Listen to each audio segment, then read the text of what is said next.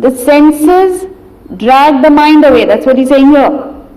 The stormy senses carry away the mind of even a wise person who is striving. Now we are neither wise nor are we striving. So what is going to be our fate is the question. Then in verses 61, right up to 67, 66, he explains the importance of the intellect. He deviates from the line of thinking deliberately to tell us how important the intellect is. And then in 67 he says, that mind which has been dragged away by the senses, this mind which has been dragged away by the senses, now violently takes away the intellect. And then he concludes, in 63 he says, buddhi nashat pranashyati. You lose your intellect and you're gone. Therefore, protect your intellect. Intellect is the most important aspect of the human being. Minus the intellect, you're worse than animals. Now what's happening with us is, we don't understand this. We don't understand that there are two forces pulling us. One is, the objects are so tempting, so alluring that they have a magnetic effect on your sense organs. So there's a pull from the world.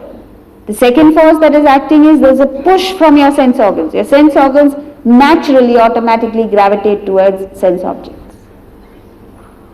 These two forces are already there, and you complicate it further. Modern life has complicated it further by further enhancing the appeal of the sense object. So that sense object which is already tempting you is now made more tantalizing, more tempting, is exaggerated, is there on all hoardings. You switch on the TV, it's there. Advertising and powerful marketing ensures that whatever little chance you had of controlling the senses has completely gone. So we are not saying that you should not market or advertise your products. All that we're saying is, make sure you have your intellect in place. Make sure that the advertiser doesn't play on your psychology and get you to do things which they want you to do. You should do the things that you want to do. Your intellect tells you go buy it, by all means buy it. Don't allow somebody else to have that much of influence over you, to have influence over you, period. So this is verse 60. And we'll take one last verse, 61. Tani sarvani sanyamya yukta asita matparaha vashe yasyendriyani tasya prajna pratisthita. Having restrained them all means the senses, one should sit focused on me as the Supreme. One whose senses are under control is indeed steadfast in wisdom. Here he is touching upon meditation. What he is saying is, having first controlled the senses, then sit in meditation. This, mind you, is a direct advice from Krishna himself. So what is he saying here? Why is he saying first control the senses? Is because you must understand what is meditation. Meditation is focusing the mind on one thought with the help of the intellect to the exclusion of all other thoughts.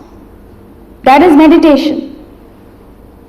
So therefore, the primary prerequisite to meditation is that your mind must be available to you, for which sense control is necessary. If you don't have control over the senses, the mind is running all over the place to various aspects of the world.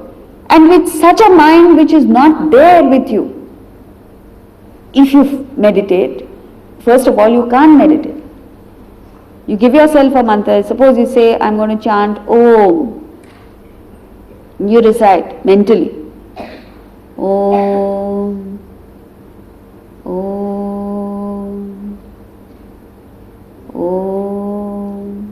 then suddenly you think of home.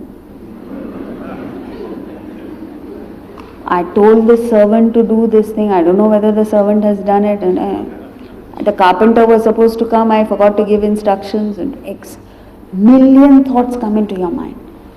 And then what happens? Chant is gone.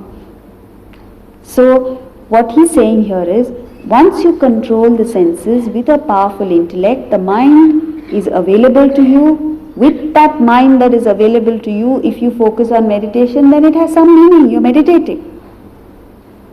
Now you're sitting in a meditation posture and your mind is running all over the place, it has absolutely no meaning. Yet, spiritual practitioners all over the world are marketing meditation because it is easy to teach, it is easy to practice relatively in the beginning. And it gives instant results. For a while you feel okay, you feel tranquil, you feel peaceful, but it doesn't last. They say meditating with an ill-prepared mind is not only useless but is actually positively detrimental to you. Who says that? Krishna. And without any reference to it, you must understand spiritual development is more scientific than any science in the world. There is a method to be followed. There is a course to be embarked upon. You can't, if you want to become a doctor, you can't just pick up a book that the final year MBBS students are reading and expect to become a doctor. Well, you can call yourself a doctor, but no patient will come to you. If you want to become an engineer, you have to go through the course of study and become an engineer. You can't suddenly just read one book that the final year engineering students are reading and declare yourself an engineer. Similarly, the spiritual path is a course of study. You cannot suddenly jump into meditation and expect to reach realization. That's what he's saying here. So with this we conclude for the day.